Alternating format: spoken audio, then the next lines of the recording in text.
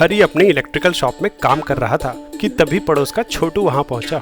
आपके पास स्टेबलाइजर है क्या? पर तुझे क्यों चाहिए? बस आप जल्दी से दे दो। सीलिंग फैन खराब हो गया है और शाम को मेहमान आने वाले हैं। एक पुराना 12 वोल्ट का फैन चलाना है। स्टेबलाइजर तो वोल्टेज फ्लक्चुएशंस रोकने के लिए इस्तेमाल होता है। 220 से 12 वोल्ट एसी चाहिए तो स्टेप डाउन ट्रांसफार्मर ही ऑप्शन है। ऐसा करो, ये डोरबेल का ट्रांसफार्मर ले जाओ। हरी ने छोटू को ट्रांसफार्मर दे दिया, पर थोड़ी देर बाद छोटू वापस आ गया। भैया, ट्रांसफार्मर तो खराब है, फैन नहीं चल रहा, बस आवाज कर रहा है। ट्रांसफार्मर तो ठीक था, रुको मैं चल के चेक करता हूँ। हरी पहुँचा तो छोटू ने पूरी बात बताई। ये काफी पुराना पंखा है जो 12 वोल्ट की सप्लाई पे चलता है। घर में 220 वोल्ट की सप्लाई आती है, इसलिए मैं आपसे ट्रांसफार्मर लेके आया था। हरी ने देखा कि फैन एक ही जगह वाइब्रेट कर रहा है। उसे कुछ शक हुआ तो उसने फैन की रेटिंग चेक की। ये तो डीसी फैन है, इसलिए एसी करंट में नहीं चल रहा। DC fan? ये बैटरी से चलने वाला पंखा है जो कि डीसी करंट प्रोवाइड करती है। डीसी मोटर को डीसी सप्लाई से जोड़े तो उस पे कांस्टेंट टॉर्क लगता है, वहीं एसी सप्लाई से जोड़ने पर पंखे पे लगने वाला टॉर्क लगातार डायरेक्शन बदलता रहता है। इस ट्रांसफार्मर से एसी सप्लाई आ रही है, इसलिए पंखा एक ही जगह वाइब्रेट कर रहा है। तो अब क्या करें?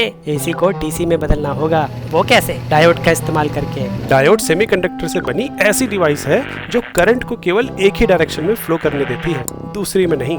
एसी करंट लगातार अपनी डायरेक्शन बदलता है। अगर डायोड को सोर्स के साथ ऐसे लगाएं तो करंट केवल एक ही डायरेक्शन में फ्लो करेगा, दूसरी में नहीं। लेकिन यहाँ तो आधा करंट ब्लॉक हो गया। कम करंट में तो कम पावर मिलेगी ना? हाँ, इसलिए इस सर्किट को हाफ वेव रेक्टिफायर बोलते हैं। पूरा करंट एक ही पोलैरिटी में लाने के लिए फुल वेव रेक्टिफायर सर्किट बनाना पड़ेगा। मतलब जब करंट पॉजिटिव साइकिल में है तो लोड सोर्स के साथ ऐसे जुड़ा होना चाहिए, और जब नेगेटिव साइकिल में है तो ऐसे। इस अरेंजमेंट में लोड से हमेशा करंट एक ही डायरेक्शन में फ्लो करेगा। इसको हम दो हाफ वेव रेक्टिफायर्स की तरह भी देख सकते हैं। अब बस इन दोनों को किसी तरह एक साथ जोड़ना है। दो हाफ वेव रेक्टिफायर्स को सीधे सीधे नहीं जोड़ सकते, क्योंकि या तो ये ओपन सर्किट की तरह काम करने लगेगा या फिर एक शॉर्ट सर्किट की तरह। अगर थोड़ा ट्राई करोगे तो पाओगे कि ब्रिज कॉन्फ़िगरेशन में दो डायोड्स के सारे कॉम्बिनेशंस किसी एक हाफ साइकिल के लिए या तो सोर्स को शॉर्ट सर्किट कर देंगे या ओपन। इसलिए यहाँ दो एक्स्ट्रा डायोड्स ऐसे लगाने होंगे कि पॉजिटिव साइकिल के लिए इस पाथ से करंट फ्लो हो और नेगेटिव साइकिल में इस पाथ से।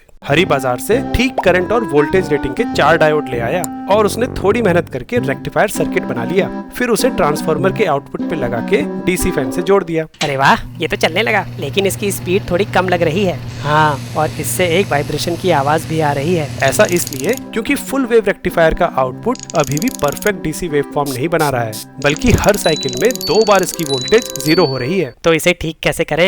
एक वोल्टेज स्मूथिंग कैपेसिटर को पंखे के पैरेलल में लगा के। अब ये कैपेसिटर वोल्टेज को स्मूथ कैसे करता है, ये तुम कमेंट से बताओ।